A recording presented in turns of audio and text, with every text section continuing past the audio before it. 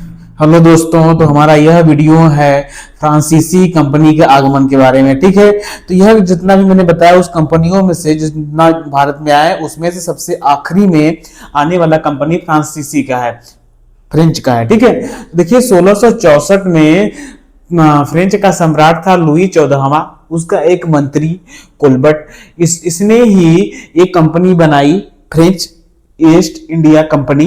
प्रस्ताव रखा कि यह एशिया में व्यापार करने के लिए कंपनी का प्रस्ताव रखा और इसे मंजूरी दे दिया लुई 14वें ने। अब देखिए उसका कंपनी का नाम क्या रखता है, एकदम गवर्नमेंट वाली कंपनी यह रहती है, कंपनी फैकेस देस इंडेस ओरिएंटल्स। ठीक है, ये कंपनी का नाम उन लोगों ने रखा, सरकारी कंपनी थी। अब देखिए 1668 में फ्रेंकोइस कैरो नामक अधिकारी, फ्रेंच अधिकारी, उसने प्रथम फ्रांसीसी का फैक्ट्री बनाया या कोठी बनाया सूरत में। फिर 1673 में निदेशक कंपनी के फ्रैंको मार्टिन, इसे एक गांव प्राप्त होता है। किससे, देखिए वालीकोंडापुरम, ठीक है, एक क्षेत्र है जिसे आज के समय में हम उसे पांडिचेरी बोलते हैं। ठीक है, यहाँ का सूबेदार था शेर खान लोधी। इसी से फ्रैंको मार्टिन को गांव प्राप्त होता है।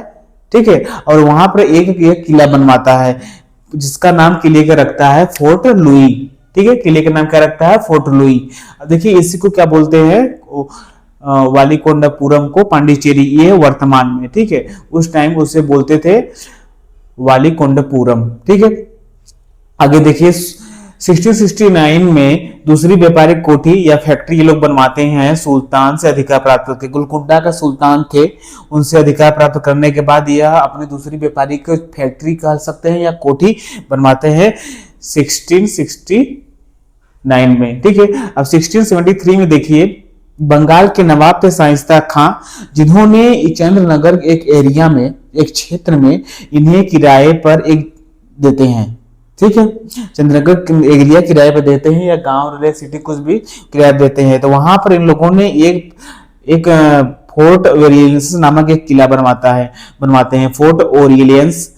ठीक है, एक किला बनवाते हैं जो कि बहुत फेमस है, चंद्रनगर की कोठी के नाम से यह बहुत फेमस है।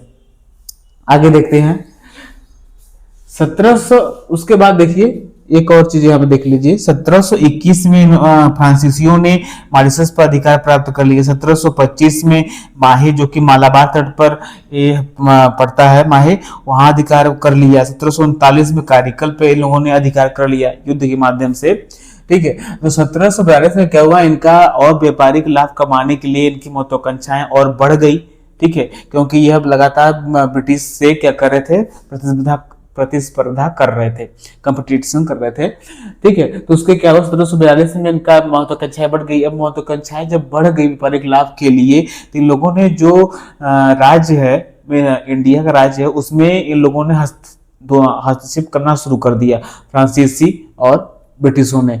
अब इसी के चलते अंग्रेजों और फ्रांसीसियों में युद्ध होता है, और यह युद्ध होता है कर्नाटक के नाम पर। ठीक है, 3 युद्ध होते हैं कर्नाटक के नाम पर, क्योंकि यह मैं नेक्स्ट वीडियो में, अगली वीडियो में बताऊंगा आगे आने वाले में कर्नाटक युद्ध में, तो आपको अच्छे पता चलेगा कि इन लोगों ने, दोनों ने वहां के राजा, कौन नवाब बनेगा, कौन पद धारण करेगा, इस सब को लेकर वहां पर हुआ था। ठीक है, अब देखिए यह क्या हुआ, जो कर्नाटक था उस टाइम के समय में यह कोरोमंडल तट पर के आसपास था। ठीक है, कोरोमंडल तट के आसपास पड़ता था, उसी एरिया में यह युद्ध हुआ। और देखिए लगभग यह युद्ध 20 वर्षों तक चलता है। ठीक है, 20 वर्षों तक, लास्ट में अंग्रेज ही विजय हो जाते हैं। क्योंकि देखिए अब ब्रिटिश क्या था, प्राइवेट कंपनी था, फ्रांसीसी का सरकारी कंपनी है, जो भी निर्णय लेंगे सरकार के हिसाब से लेंगे। यहाँ से वहां जाना, निर्णय लेना, टेलीफोन तो है नहीं, तुरंत फोन किए तुरंत हाँ ये कर लो, ऐसा कुछ था नहीं उस टाइम में। और अंग्रेज का विजय का कारण ये था कि प्राइवेट था, जो यहाँ गवर्नर है वही डिसीजन लेगा, तुरंत उस पर अमल हो जाएगा उसके आर्डर पर। ठीक है, तो यहाँ तक कोई दिक्कत, आगे हम लोग देखेंगे ये 3 युद्ध के बारे में, आगे मैं वीडियोस में बनाऊंगा। धन्यवाद।